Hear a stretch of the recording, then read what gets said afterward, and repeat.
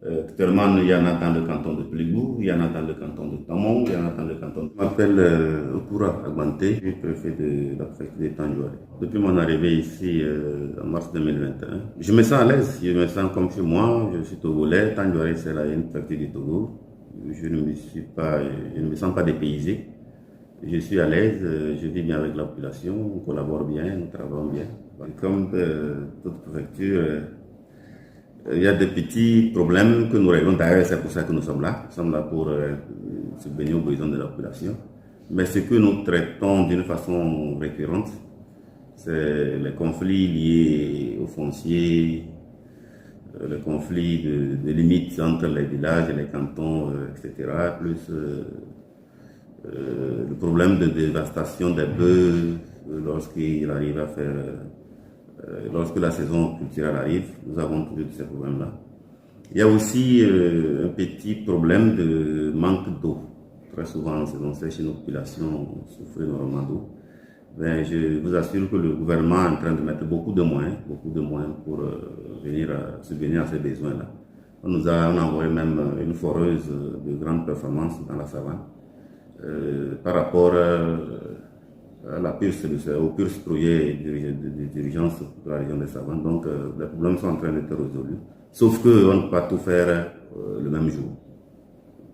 Voilà. Merci. Parlant des engrais, ce n'est plus un problème pour nous parce que les magasins sont déjà approvisionnés. Le gouvernement a pris toutes les dispositions pour que tous les magasins soient approvisionnés. Nous avons des gestionnaires. Nous avons plusieurs fois tenu des réunions avec les parents, les agriculteurs. Nous leur avons rassuré avec le DR, ça a été rassuré que les engrais sont déjà disponibles. L'année passée, il y avait eu de petites difficultés par rapport à la procédure d'obtention de l'engrais. Cette année, ça a été très écourté. Ça ne va plus en région, ça s'arrête à la préfecture à notre niveau ici, parce que nous avons jugé que c'est les conseillers agricoles qui connaissent mieux nos paysans. Ce n'est pas la peine qu'on aille jusqu'à la région, puisque ça perd le temps, ça prend du temps, alors que quand le paysan a besoin de son engrais et que ça tarde, il ne va plus, c'est difficile qu'il se rattrape. Donc le gouvernement, avec tous les rapports que nous avons fournis, a compris et ça, le cursus a été écourté cette année. Ça s'arrête entre nous, à la préfecture ici, au niveau du DP d'agriculture, avec toutes les données que les techniciens, les conseillers agricoles dans les cantons, dans les villages remontent au DP et signent un papier. Si on reconnaît qu'effectivement tel est dans tel village et qu'il a telle superficie, le DP approuvé et il est servi. Le problème c'est que si on prend toutes ces dispositions, c'est par rapport à l'insécurité que nous vivons dans la savane. Nous avons compris que les djihadistes, les terroristes utilisent ce matériel-là, l'engrais, je veux dire, pour autre chose. Alors qu'au même moment, notre pays, le gouvernement a subventionné cet engrais-là pour que ça serve seulement à la population agricole. Au-delà du fait que les djihadistes utilisent ça pour autre chose, il y a d'autres mal intentionnés, des commerçants qui font traverser ça dans les frontières. Vous devez savoir que notre préfecture fait frontière avec le Ghana à côté, c'est le Bénin aussi.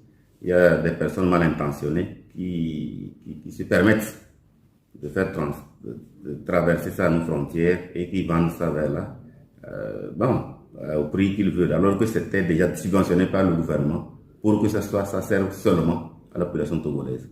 Voilà pourquoi on a pris certaines dispositions pour qu'on puisse lutter un tant soit peu contre ces malversations-là. Moi, l'année passée, nos parents nous ont remonté que l'engrais n'était pas de bonne qualité.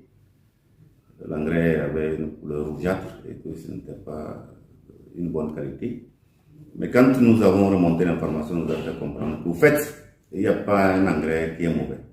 Et peut-être que cet engrais n'était pas adapté à notre sol. Et je me rappelle pas exactement la date.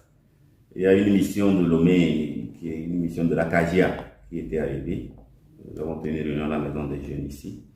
Ils nous ont rassuré que toutes les dispositions sont prises pour que cet engrais soit ramené au magasin pour qu'il serve dans les régions où il a été apprécié et qu'on nous change de l'engrais blanc. Bon, ça ne vient pas de l'urée, mais de l'engrais qui n'a pas la couleur rougeâtre, qui ne nous a pas servi ou qui n'a pas servi à la population l'année dernière. Les dispositions ont été prises, il y avait des stocks de cet engrais de l'année passée qui était là. La CAGIA nous a rassuré qu'elle devait venir chercher ça progressivement pour ramener dans les régions où cet engrais a été apprécié. Et donc, au début de cette saison, nos paysans ont déjà commencé par acheter de l'engrais. Ils ne se plaignent pas pour le moment. Je me dis que, sans aucun risque de me tromper, que ce problème a été résolu. Le terrorisme, c'est une situation, comme vous le dites, à laquelle on ne s'attendait pas. C'est des parents, les déplacés externes qui nous viennent du Burkina, c'est des parents qui ne sont pas des étrangers. C'est eux qui reconnaissent qu'ils étaient allés en aventure pour le bien-être. Maintenant que ça chauffe de l'autre côté, ils sont obligés de revenir en famille. Et donc, quand ils arrivent, nous les accueillons. On les accueille à bras ouverts parce que c'est des parents, ils viennent dans leur famille. On les accueille.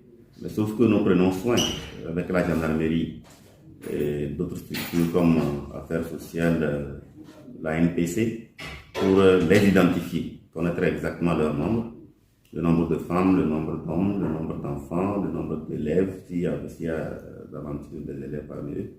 Et ils sont bien logés, ils sont bien, parce qu'il y a des structures comme le Programme alimentaire mondial, comme l'UNICEF, et d'autres structures, même l'État même, qui met beaucoup de moyens pour qu'ils ne se sentent pas aussi laissés. Et il y a beaucoup de choses qui sont faites à l'endroit de nos parents qui viennent de l'autre côté. Nous sensibilisons les parents, les familles d'accueil, pour que, puisque nous sommes dans une zone agricole et maintenant c'est la saison pluvieuse, c'est la saison culturelle, nous sensibilisons les parents qui ont bien voulu les accueillir, de voir s'ils ont des parcelles qu'ils n'exploitaient pas, comme qu'ils puissent mettre ça à leur disposition pour eux aussi, pour qu'ils s'occupent, pour qu'on n'ait pas à les aider d'une façon continuelle. Il faut qu'ils se prennent en charge eux-mêmes, pour qu'ils ne se sentent pas très étrangers, délaissés. Et je vous parlais tantôt des structures qui leur viennent en aide, le PAM par exemple, l'ANPC. Il y a des dispositions qui sont prises pour que ceux qui étaient dans le commerce, on puisse les accompagner pour qu'ils continuent par faire leurs activités. Ceux qui étaient des agriculteurs, qu'ils puissent continuer. Ceux qui étaient des éleveurs, qu'ils puissent continuer. C'est hier, depuis avant-hier et hier, même dimanche, on déchargeait des semences, des intrants, justement pour qu'on puisse venir en aide à ces déplacés-là. Puisque nous connaissons exactement leur nombre, le problème ne se pose pas, on les aide, ils s'insèrent dans la population avec tout ce qu'il faut pour les accompagner. Actuellement, il y en a dans le canton de Pligou, il y en a dans le canton de Tamon, il y en a dans le canton de Bamboaka, Tambango ici. Tout ce monde-là, toutes ces personnes-là sont identifiées, on sait d'où ils viennent, comme ils sont au nombre de combien, et il y a des dispositions qui sont prises. Pour ceux qui viennent avec leurs bêtes, nous prenons soin qu'avant qu'ils ne rentrent au pays, qu'on voie si les bêtes, est-ce que les bêtes ne sont pas malades pour que ça ne contamine pas nos bêtes. Quel est le couloir de passage par où ils vont passer jusqu'à arriver. Donc, ils font les papiers en amont. Et quand ils arrivent, nous avons les services techniques pour vérifier l'effectivité du nombre qu'ils ont déclaré avant de quitter et le nombre de bêtes qui est arrivé chez nous.